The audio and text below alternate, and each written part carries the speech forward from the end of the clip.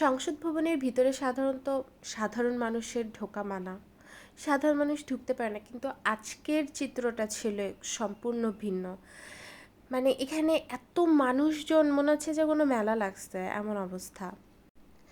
আমিও সংসদ ভবনের ভিতরে ঢুকে গেলাম, আর এটাই হচ্ছে জীবনের প্রথম আর জীবনের শেষ, কারণ এরপর আর জীবনে কখনো সুযোগ হবে কি না এর ভিতরে ঢোকার। তাই মানে সুযোগের সদ্ব্যবহার করাই যায়, একটু সামনে থেকে একটু কাছাকাছি দাঁড়া, একটু দেখা, সবাই যেহেতু দেখতে যাচ্ছে। তো আমিও গেলাম ভিতরে। তো যখন আমি ভিতরে যাই তখন আমি জানতাম না যে সংসদ ভবনের ভিতরেও ঢোকা যায়। মানে ঢোকা যায় বলতে আমি এটা মিন করছি যে ঢোকা যাচ্ছে। তো আমি জাস্ট সামনে ভিউটা নেওয়ার জন্য ভিডিও করতেছিলাম, করতে করতে হঠাৎ আমার চোখ পড়লো নিচে অনেক মানুষজন। দেন আমি ওকে বললাম যে রাস্তা খোঁজো, কোন দিক দিয়ে যাচ্ছে না যাচ্ছে। তারপরে আমরা অনেক মানে একটু চক্কর দিয়ে খুঁজে বের করলাম কোন দিকে মানুষজন যাচ্ছে, ওইদিকে গিয়ে দেখতেছি যে এদিক দিয়ে হচ্ছে ঢোকার রাস্তা। তো আমরা ওখানে ফের আমাদের আটকায় ছিল, স্টুডেন্টরা যাইতে দিচ্ছিল না, তো অনেক ঝামেলাঝাটি হইলো আর কি। শুধু আমাদেরকে না, আরও অনেক মানুষকে আটকাচ্ছিল। তো এখানেও একটা কারণ আছে, কারণ অনেক আম, মানে অসৎ মানুষজন আছে যারা সংসদ ভবনের সম্পদ লুট করে নিয়ে চলে যাচ্ছিল, যার কারণে হচ্ছে স্টুডেন্টরাও একটু আটকাচ্ছিল, মানুষদের যাইতে বারণ করতেছিল কে কোন দিক দিয়ে কী লুট করে নিয়ে যায়। তারা আর ওটা ধরতে পারবে না, তাও আবার রাতের অন্ধকারে।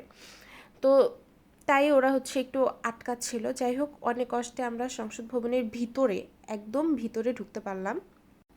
এখানে এত মানুষের ভিড় ছিল, মানে পা ফেলাটাও কষ্টকর হয়ে যাচ্ছিল এমন অবস্থা। দেন এখানে অনেক সম্পদ মানে জড়ো করে ওখানে রাখা হয়েছে সংসদ ভবনের, যেন মানুষ লুট করে নিয়ে যাইতে না পারে।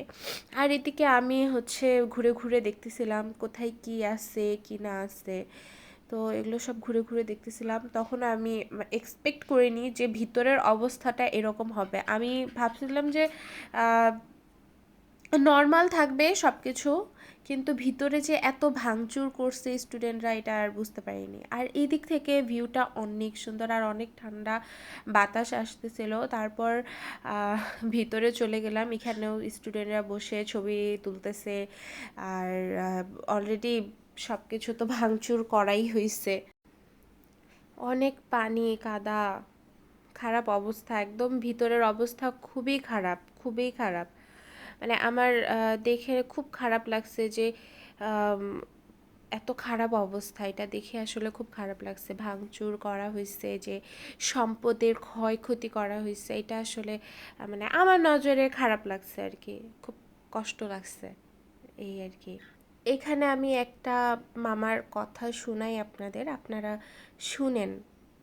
চোরের দেশে সমস্যা তো এটাই। এইখানে জিপ দিচ্ছেন কেন?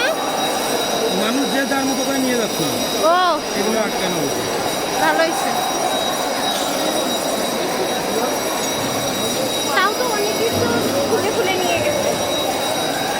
ভালো হয়েছে এগুলো আটকানো। থামো আগে দেখি কফির, এই যে দেখো কফি টিস্যু।